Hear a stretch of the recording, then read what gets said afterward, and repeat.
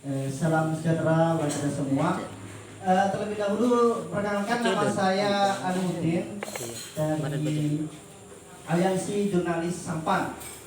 Kebetulan saat ini saya aktif sebagai wartawan di salah satu media online di Kabupaten Sampang, yaitu madura.net.com. Sedikit saya melihat dari beberapa poin video dokumenter barusan itu tentang Dawson Cat gitu kan, itu membicarakan soal Maria Ressa gitu. Jadi intinya itu tentang kebebasan dan kekuasaan. Sebenarnya film dokumenter ini menjadi sebuah refleksi pada saat era Orde Baru. Jadi di mana kekuasaan itu menjadi sebuah hegemoni politik yang di mana pemerintah di situ memang betul-betul otoriter. Jadi seluruh elemen masyarakat, baik dari segi pihak oposisi maupun media, jangan menyentuh kepentingan politik itu. Jadi ada sebuah kebebasan yang dimana di situ tidak hanya mencederai yang namanya kebebasan pers, tetapi ada yang lebih besar, yaitu tentang kebebasan dan berekspresi itu. Jadi Maria Ressa itu sebenarnya dia adalah jurnalis yang memang berani, artinya dia membenturkan idealismenya, membuka data bahwasannya penekanan ataupun kekuasaan tidak menjadi salah satu cara ampuh untuk kemudian melawan sebagai data. Contoh misalnya tadi narkoba gitu kan, dengan cara membunuh beberapa orang sampai 7 ribu itu terbunuh di situ, itu bukan menjadi sesuatu yang jawaban untuk menyelesaikan persoalan itu. Maka disitulah peran seorang jurnalis, bagaimana dia itu mempressure bahwasanya sesuatu yang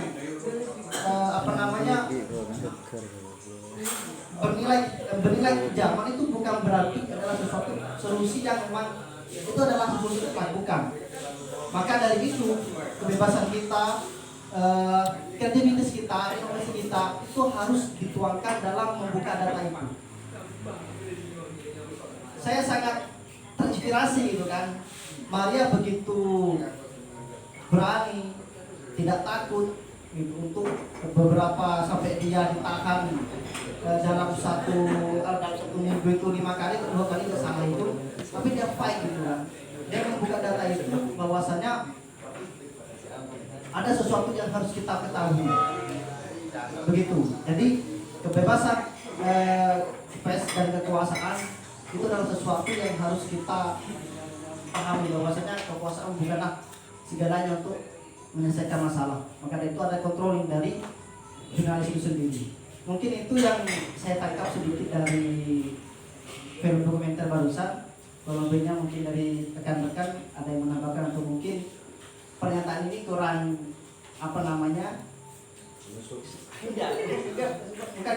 kurang kolektif sehingga perlu disempurnakan. Mungkin itu yang perlu saya sampaikan.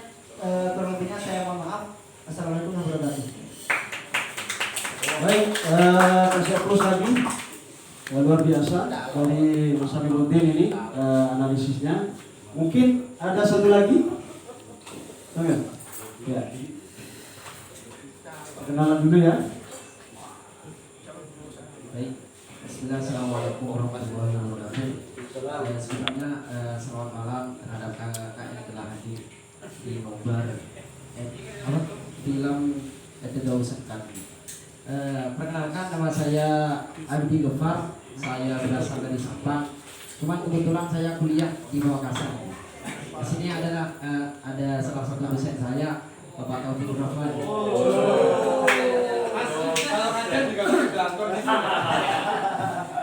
Ya, mengenai terkait tentang film yang kita ulas pada malam hari ini, perlu kita harus garis bawahi dalam memilih pemimpin itu harus mencari pemimpin yang benar-benar yang mempunyai konsep yang benar untuk menyusun gimana kedepannya negara itu maju seperti itu. Terus saya melihat dari beberapa hal dari sisi aura-aura positif bahwa dalam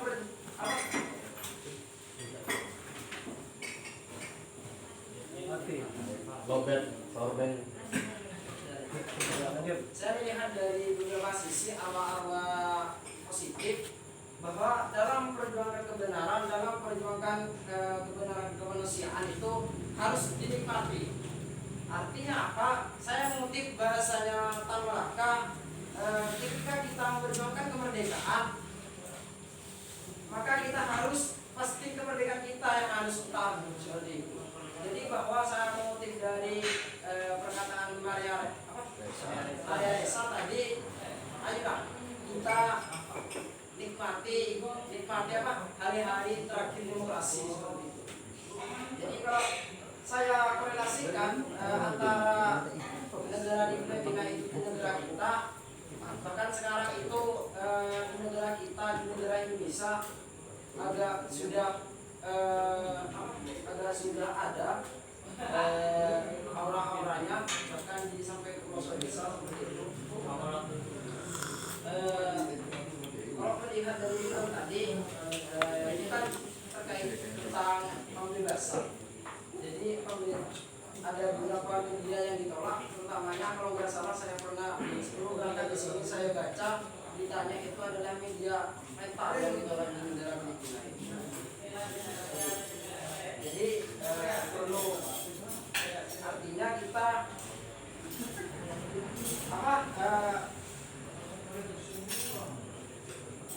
perlu dapat simpulkan meskipun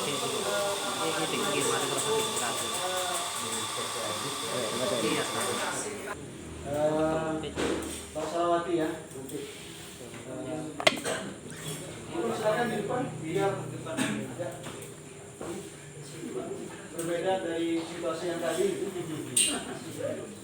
Auranya dia Kelihatan auranya. tangan dulu. Kursi.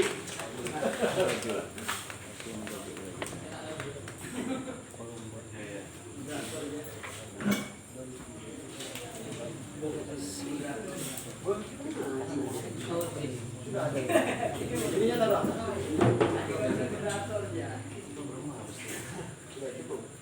Oke. Baik, kesempatan pertama saya silakan kawan Mustafa untuk membuka diskusi malam hari ini. Maksimal 5 menit ya. Ya. Assalamualaikum warahmatullahi wabarakatuh. Sebelumnya perkenalkan saya Mustafa, kebetulan aktif di Aliansi Jurnalis Independen Surabaya dan sekarang aktif di media bola.net dan juga kontributor untuk BBC Indonesia. Dari film ini, sebenarnya kan film ini kemarin diputar secara online ya di Asia Tenggara, di beberapa negara di Asia Tenggara seperti di Filipina, Malaysia dan Indonesia. Nah, film ini menggambarkan bagaimana Red Club sebagai media itu menjalankan tugasnya sebagai watchdog ya, sebagai fungsi mengontrol pemerintah, dalam hal ini pemerintah Filipina. Nah, dari pemutaran film kemarin yang digelar secara online juga dilanjutkan dengan diskusi dari 3 negara. Dari Filipina ada Mbak Maria Ressa, terus dari Malaysia ada perwakilan dari Malaysia ini Stephen Gan, dan dari Indonesia ada dari Tempo juga.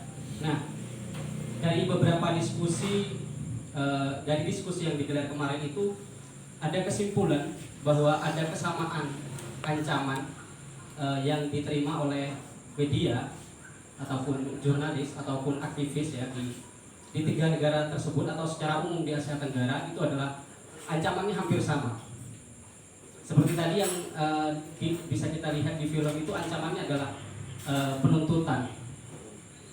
ada ancaman kekerasan, ada ancaman serangan cyber. Itu ancaman-ancaman seperti itu terjadi hampir di beberapa negara di Asia Tenggara, termasuk di 3 negara, di Filipina, di Indonesia, dan Malaysia. Malaysia kini pernah dituntut karena pasal penghinaan, dianggap melakukan penghinaan. Terus Tempo di Indonesia kan sering kan ada, mereka itu sering digugat. Bahkan kemarin Tempo juga sempat dilawan, ada perang tagar. Tempo dianggap media asuh. Jadi hal-hal seperti itu memang dihadapi oleh media-media, terutama di Indonesia ya. Kita fokusnya ke Indonesia. Memang banyak ancaman-ancaman yang terjadi di Indonesia. Kalau data dari AJI ya, sejak tahun 2006 itu ada 887 kasus kekerasan, baik itu ancaman kekerasan fisik atau ancaman cyber dan semacamnya. Nah, yang terbaru kita di AJI Surabaya itu ada kasus kekerasan ya yang menimpa salah satu kawan kita, Nur Hadi, dari kontributor Tempo di Surabaya, dan saat ini kasusnya sudah di pengadilan. Dan kebetulan di sini ada Mbak Selawati Taher yang aktif mendampingi kasus Nur Hadi ini, selain teman-teman dari Kontras juga yang aktif mendampingi. Nah, kita sebagai AJI di sini sebagai organisasi profesi ya, organisasi profesi jurnalis, khususnya kami di bidang advokasi itu banyak melakukan kegiatan-kegiatan yang tujuannya untuk sebagai upaya advokasi. Ya, selain kita melakukan upaya advokasi, kita juga memberikan pelatihan-pelatihan. Seperti kemarin kita mengadakan training safety and security training. Jadi ada pelatihan keamanan dan pelatihan keselamatan. Pelatihan keselamatan ini mencakup bagaimana ketika jurnalis melakukan tugasnya agar bisa selamat, seperti ketika meliput bencana, meliput demonstrasi, dan juga keselamatan dari atau keamanan dari serangan cyber. Karena serangan cyber ini belakangan ini kan sering terjadi ya. Ada banyak media yang dibobol, diretas, dan dihapus kontennya, seperti yang dialami Tirto sama Tempo kemarin. Ada tulisan tentang corona yang dihapus, mereka masuk ke sistem CMS-nya Tempo dan Tirto, kemudian menghapus.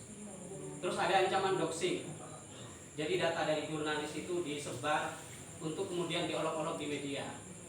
Ancaman-ancaman itu sering terjadi, ataupun serangan mereka meretas akun media sosialnya, meretas akun WhatsApp untuk disalahgunakan. Itu ancaman-ancaman yang terjadi di belakangan ini. Termasuk tadi memang sempat yang terlihat juga di film itu soal penggunaan media sosial ya. Kita tahu seharusnya media sosial itu kan tempat untuk meningkatkan kebebasan berekspresi. Di media sosial kan kita bisa bebas berekspresi tanpa batas. Tapi justru oleh pemerintah, seperti yang digambarkan di tadi itu, digunakan untuk membungkam jurnalis lewat tagar-tagar tadi, perang tagar tadi. Jadi itu mungkin yang tantangan yang kita hadapi, terutama baik kita sebagai jurnalis maupun sebagai aktivis. Karena saya lihat di sini backgroundnya semuanya rata-rata jurnalis dan aktivis kampus juga ya. Jadi itu yang mungkin tantangan yang kita hadapi. AJI sendiri memang terus konsen untuk melakukan terutama edukasi ya kepada teman-teman, karena kalau kita mau menjangkau ke pihak-pihak pelaku-pelaku yang berpotensi sebagai pelaku, kita mungkin kesulitan, tapi kita mungkin bekali teman-teman jurnalis itu agar bisa safety dan bisa selamat ketika melakukan liputan. Itu saja mungkin yang bisa saya sampaikan dari terkait diskusi film. Oke, terima kasih. Aplaus dulu.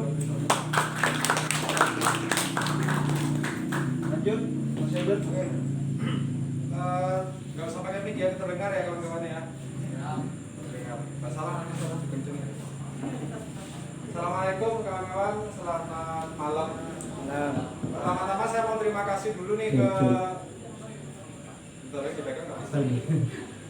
Saya mau terima kasih ke Coffee Manifesto Books and Idea, tepuk tangan dong buat Manifesto karena udah memfasilitasi pertemuan kita hari ini, nobar kita hari ini, dan tampaknya ke depan Manifesto ini akan lebih sering lagi nih jadi ruang bagi teman-teman Aji yang ada di Madura untuk berkegiatan, dan kami harap itu bisa memberi warna ya, memberi warna untuk iklim literasi di Madura, khususnya di Pamekasan. Tadi teman dari Sampang juga ada yang datang ke sini, jadi saya pikir masih terjangkau lah ya tempat ini dijadi. Saya pikir itu bisa menjadi tempat pergerakan literasi salah satunya di Pamekasan, teman-teman. Jadi pertama terima kasih kepada Manifesto ini, kedua juga terima kasih untuk teman-teman semuanya yang sudah menyempatkan hadir. Selain dari Pamekasan, dari mana saja ya? Dari Sampang ada nggak? Sampang banyak. Dari Sumeneb? Sumeneb ada 2 orang. Dari Bangkalan? Dari Bangkalan ada 1. Oke, tepuk tangan dulu. Dan terima kasih untuk teman-teman menyempatkan hadir di tempat ini hari ini. Dan dari sekian banyak yang disampaikan oleh Maria Ressa, yang tadi kita udah lihat, ada satu yang saya catat. Yang saya catat, quote yang saya catat. Nah, bagi saya ini penting banget. Kita harus ekstra hati-hati sekarang. Kita harus ekstra hati-hati sekarang. Bagi saya itu sebuah warning yang memang penting ya untuk teman-teman jurnalis tahu bahwa ini nggak hanya terjadi di Filipina, nggak hanya terjadi di era-era pemilihan umum. Kalau tadi Mas siapa tadi yang dari Mas Ali ya, Mas Ali bilang ini adalah gambaran Indonesia dulu di era Orde Baru. Nggak ada salahnya, benar. Memang ada gambaran dari era Orde Baru ketika pemerintah sangat represif terhadap pers. Tapi kalau kita melihat secara luas ya, tadi gambaran di sana tadi, bagaimana pemerintah Duterte itu berusaha mengambil alih ya, bukan mengambil alih, mengendalikan kekuasaan yudikatif. Dia berusaha untuk mengendalikan legislatif. Tadi si Bato. Tapi kan Bota kan. Si Bato tadi yang kemudian dia menjadi senator gitu kan. Artinya kekuasaan dia ingin melebarkan kekuasaannya nggak hanya di tingkatan eksekutif tapi di legislatif juga, kemudian di yudikatif juga, di kehakiman. Dan pers di sana menjadi salah satu ancaman karena nggak bisa digandeng kan. Nggak bisa digandeng, ada Rappler, ada Maria Ressa nggak bisa digandeng, akhirnya kemudian ada represif tadi. Bagaimana kemudian ini kita menempatkan situasi ini di Indonesia? Kita ada nggak yang kira-kira ada di situasi Maria Ressa, teman-teman pernah mempertanyakan ini nggak sepanjang nonton film tadi? Kalau saya ada di situasinya Maria Ressa, teman-teman akan takut, teman-teman akan mundur, teman-teman akan nulis terus. Contoh deh, nggak usah diancam presiden deh, diancam Pak Kades. Pak Kades masih aman. Masih aman ya? Oke. Diancam polisi. Aman. Suara Masih aman. diancam amannya 86. Amannya 86. Aman. Terkendali. Yang nggak aman itu kalau diancam istri. Teman-teman, kalau saya ada di situasinya Maria Ressa, mungkin saya akan takut. Saya cerita dikit. 3 minggu lalu, 4 minggu lalu mungkin ya, ada mobil di depan rumah saya malam-malam. Kebetulan saya ada di depan rumah, dan di depan rumahnya saya biasa duduk di pojokan. Di pojokan ini gelap. Pojokan ini gelap. Jadi orang lewat nggak tahu kalau ada saya, kecuali saya panggil dia baru tahu ada saya. Pojokan ini gelap. Dan mobil ada mobil Innova hitam berhenti depan rumah, memotret rumah saya.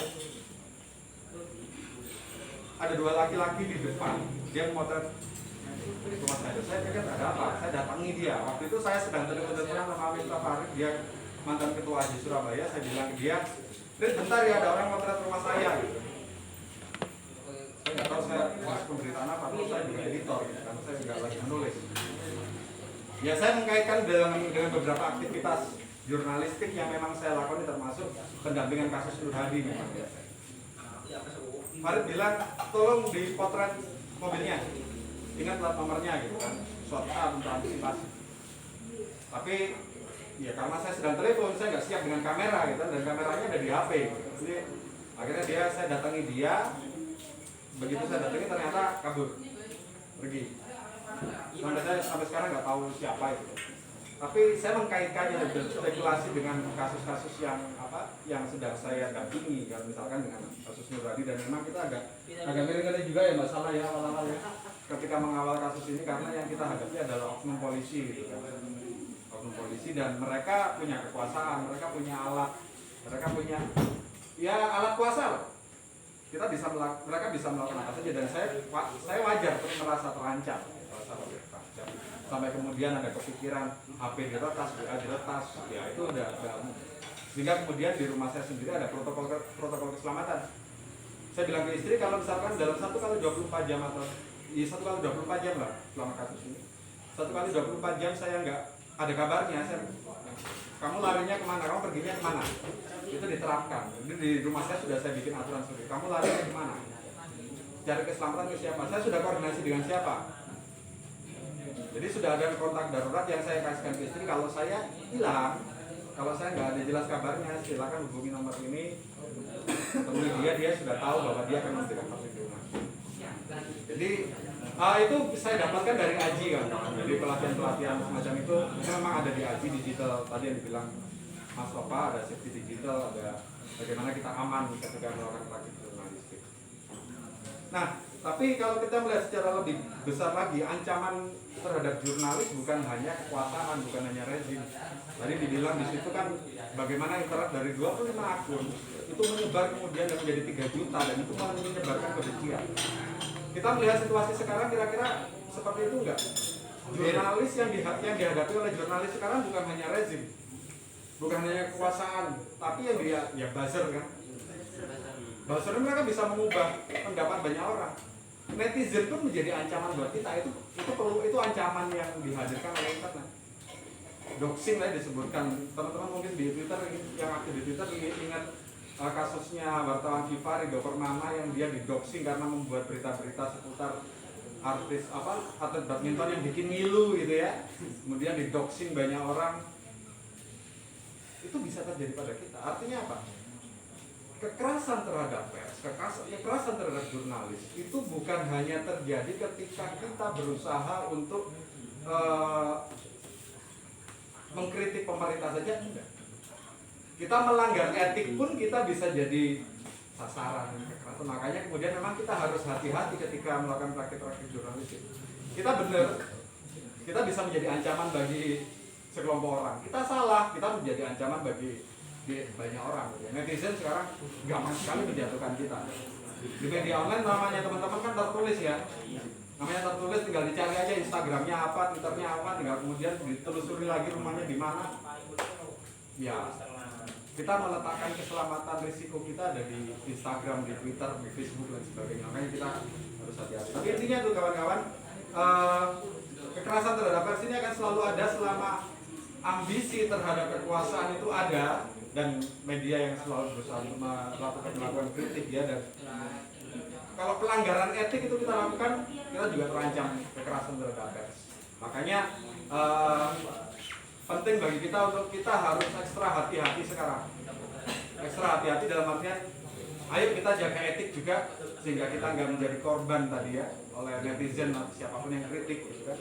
Tapi kita juga hati-hati terhadap ya apapun yang punya risiko mengancam kita. Nah nanti Mbak Sala mungkin langsung aja ya, saya langsung Mbak Sala mungkin sedikit memberi tips Mbak Sala panduan bagaimana sih, apalagi Mbak Sala ini kan mendampingi kami dalam kasus ada advokasi terhadap jurnalis Nur Hadi. Mbak Sala silakan Mbak Sala.